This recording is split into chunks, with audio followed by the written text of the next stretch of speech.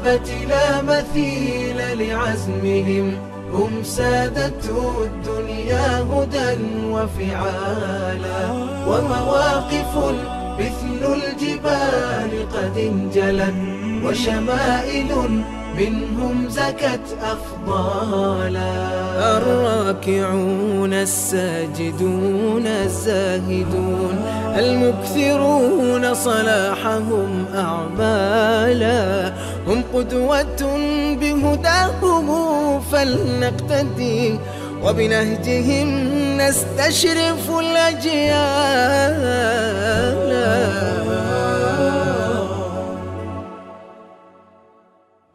بسم الله الرحمن الرحيم. الحمد لله رب العالمين، والصلاة والسلام على رسول الله وعلى آله وصحبه أجمعين، وبعد. السلام عليكم ورحمة الله وبركاته. أن uwa masu kallon wannan tasha mai albarka, tashan mu na Africa TV 3, muna yi Allah subhanahu wataala godiya da yake haɗa mu a cikin wannan darussa masu magana akan tarihin sahabbai annabi Muhammad sallallahu alaihi wasallam, wanda yau sahabin da muke so mu magana akan shi shine sahabi mai suna Maisara bin Masruq al-Absi. Manzo Allah sallallahu alaihi wasallam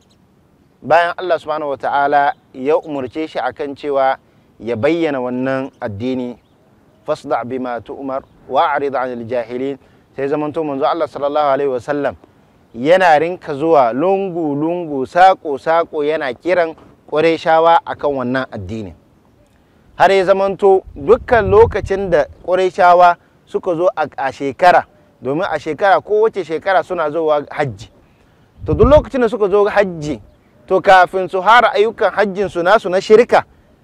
to sai zamanto suna haɗuwa su yi sati biyu ba abinda suke, suna saye suna sayarwa, ana wani wurare majalisai na waƙe-waƙe nasu na larabawa da wanga majalisa na wani yin kaza da kaza. To manzo Allah ya zamanto yana zuwa wa'annan wurare duka, yana ƙoƙarin kiransu zuwa ga wannan addini na musulunci. Haka Quraysha suka kasance idan sun gama wannan saye da sayarwa da waƙe-waƙensu da adabinsu na larabci da sauransu, sai su koma yin ayyukan hajji nasu na shirka da yanke-yanke gumaka da sauransu.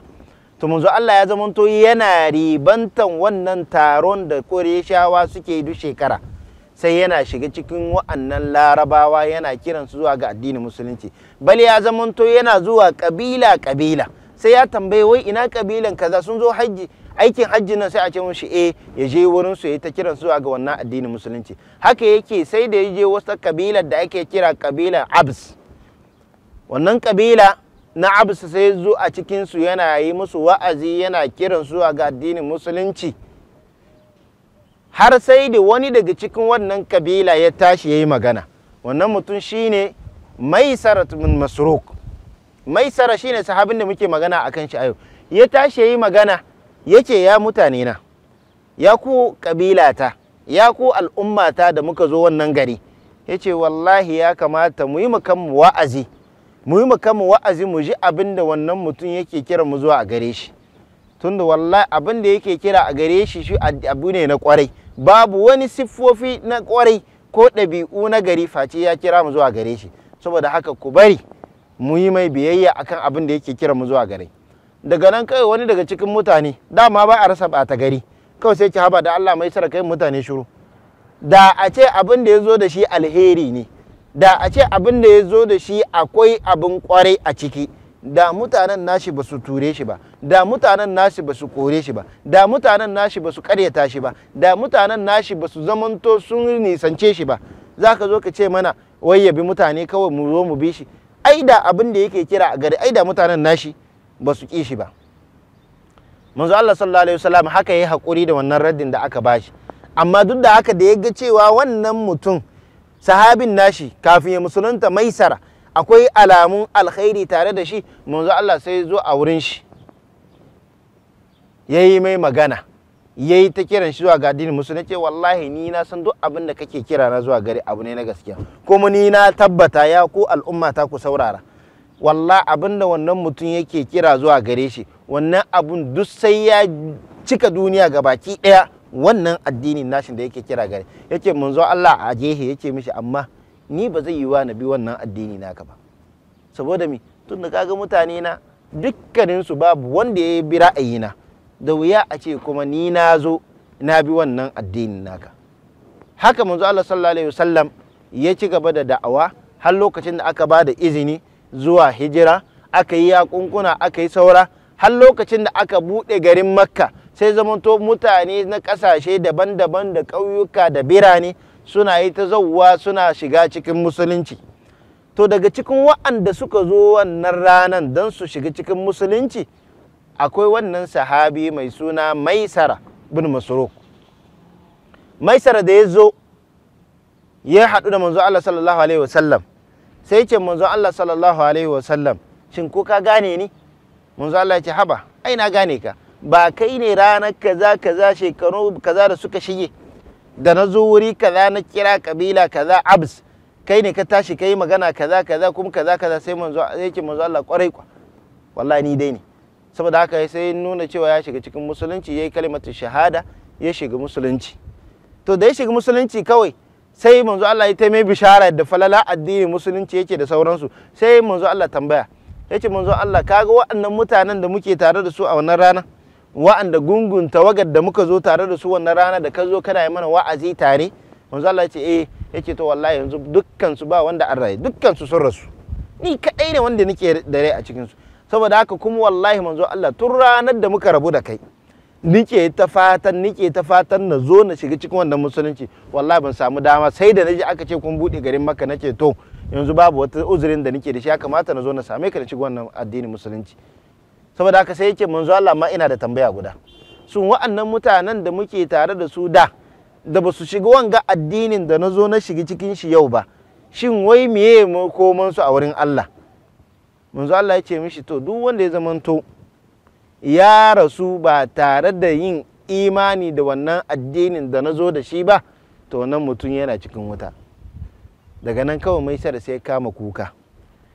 kuka kuma yana hamdala, yake ce na gode Allah da ya tseratar da ni da wuta ta dalilinka ne Allah subhanahu wataala ya tseratar da ni da wuta, da na hallaka da wa'ancan tare da su da na mutu da ni ma na hallaka kamar da suka hallaka. Haka Maisara ya zamanto yana tare da manzon Allah sallallahu alaihi wasallam, ya zamanto yana ɗaya daga cikin sahabbai makusanta ga manzon Allah sallallahu alaihi wasallam, wa'anda suka yi riko da addini, wa'anda suka zamanto ko da yaushe suna tare da manzon Allah sallallahu alaihi wasallam wurin riko da addini da sauransu. Saboda haka wannan sahabi na manzon Allah sallallahu alaihi wasallam Maisara ya kasance yana ɗaya daga cikin wa'anda suka zamanto suna kusanta manzon Allah sallallahu alaihi wasallam dan ɗaukan ilimi da karatuttuka a wurin shi sallallahu alaihi wasallam. Haka ya rayu tare da manzon Allah sallallahu alaihi wasallam har lokacin da manzon Allah sallallahu alaihi wasallam ya bar duniya, lokacin da Abubakar Siddiq ya kama khalifanci, kuma yana ɗaya daga cikin kwamandoji waɗanda suka zamanto ana ji da su a cikin musulmai, a cikin sahabbai mayyan kwamandoji wanda ake ji da su. Haka ya zamanto yana ɗaya daga cikin waɗanda kuma suka halarci wannan yakin da aka yi, yaƙi da waɗanda suka zamanto waɗanda suka hana zakka a lokacin Abubakar Siddiq, waɗanda kuma suka bar addinin musulunci. Saboda haka Maisara haka ya rayu da Abubakar Siddiq, har kuma ya rayu tare da Umar, har lokacin da aka yi wani yaƙin da ake da Romawa, wanda ya zamanto Khalid bin Walid yana cikin wannan yaƙin, shi ma Maisara yana cikin wannan yaƙi. Ya yi wani irin bajinta da wani irin nuna rishin tsoro a wannan yaƙin da kowa bai yi tunani wannan dattijo, domin lokacin da ya ɗau shekaru, shi ne me lokacin da ana cikin wannan yaƙin, to daga cikin Romawa akwai wani mayaƙi daga cikinsu wanda kowa yana jin tsoron shi, har daga cikin musulmai ma wasu sun fara jin tsoron shi, domin yadda yake zowa yana nuna cewa duk wani mai ƙarfi ya zo a buga da shi, duk wani mai ƙarfi ya zo ya yi mubaraza da ya zo mu kara da shi, babu wanda ya tafi. A lokacin kawai abin mamaki kawai sai suka ga cewa ga wani dattijo na kawai ya zo ya kama takobin shi ya shiga wurin, waye shine Maisara bin Masruq. Ya zo suka kama yaƙi da wannan matashin, Allah ya ba shi galaba, suka ci nasara akan wannan runduna, kuma akan wannan yaro suka ci nasara. Abin ya zamanto labari duk yau watsa garin Makka, musulmai suna yi ta murna da wannan nasarar da aka samu. To wannan shine takaitattun bayanai na, ko mu ce takaitattun tarihi na wannan sahabi na manzo Allah sallallahu alaihi wasallam mai suna Maisara ibn Masruq, wanda muka ji labarin cewa tun harkon lokacin manzo Allah sallallahu alaihi wasallam ya fara kira zuwa ga addinin musulunci ya so ya musulunta, sai dai Allah bai kaddara haka ba har sai karshen musulunci ya zo ya shiga musulunci, kuma ya zo ya zamna kuma ya bada irin kokari akan yadda ya bada wurin yaƙi da kuma ciyarwa da sauransu a cikin wannan addinin musulunci, wanda muna roƙo Allah subhanahu wataala wa'annan sahabbai na manzon Allah da muke jin labaransu da wa'anda suka gabace mu daga cikin malumma da suka gabata ko mayyan malumma suka gabata da suke gaya mana irin wa'annan tarihi, ba komai dan ya zamanto mana abin koyi kamar da muke faɗa ko da yaushe. Allah ya ba mu iko yin koyi da wa'annan sahabbai na manzon Allah sallallahu alaihi wasallam. Muna roƙo Allah subhanahu wataala irin haƙuri da juriya da riko da addini da ciyarwa na addinin da ake yi da wa'anda suka yi sahabbai wa'anda manzo Allah sallallahu alaihi wasallam, Allah ya ba mu iko yin koyi da su. Abubuwan da muke yi na ko da yaushe wa'anda suke da kurakurai a ciki, wa'anda muke yi ba tare da mun sani ko kurakurai, muna roƙon Allah subhanahu wataala ya gafarta mana da mu ruku baki daya. Anan ne muka kai ƙarshen wa'annan tarihi na sahabbai manzo Allah sallallahu alaihi wasallam, wanda muna roƙon shi subhanahu wataala abubuwan da muka fada, dukkanin darussan da muka bada akan tunatar da juna dangane da irin ɗabi'u da kuma mu'amala da kuma riko da addini na wa'annan sahabbai, Allah ya ba mu iko yin koyi da su, kuma abubuwan da muka fada daidai ya ba mu ladan shi da mu duku da masu kallo mu baki ɗaya, kuma abubuwan da muke na kurakurai muna roƙon Allah subhanahu wataala ya gafarta mana da mu duku baki ɗaya. A nan za mu dakata, muna roƙon Allah subhanahu wataala ya haɗa mu a cikin wasu shirye-shirye na wannan tasha tamu mai albarka, tasha na Africa TV 3. Muna roƙon Allah ya haɗa mu a cikin wani sabon shiri wanda za mu tunatar da juna abubuwan da za su amfanar da mu a nan duniya da lahira. A nan za mu dakata har zuwa wani lokaci na daban. Wa sallallahu ala nabiyyina Muhammad wa ala alihi wa sahbihi ajma'in. Fa subhanaka Allahumma wa bihamdik ashhadu an la ilaha illa anta astaghfiruka wa atubu ilaik. Wassalamu alaikum wa rahmatullahi wa barakatuhu. جيل الصحابة لا مثيل لعزمهم، هم سادته الدنيا هدى وفعالا، ومواقف مثل الجبال قد انجلت، وشمائل منهم زكت أفضالا. الراكعون الساجدون الزاهدون المكثرون صلاحهم أعمالا، هم قدوة بهداهم فلنقتدي، وبنهجهم نستشرف الأجيال.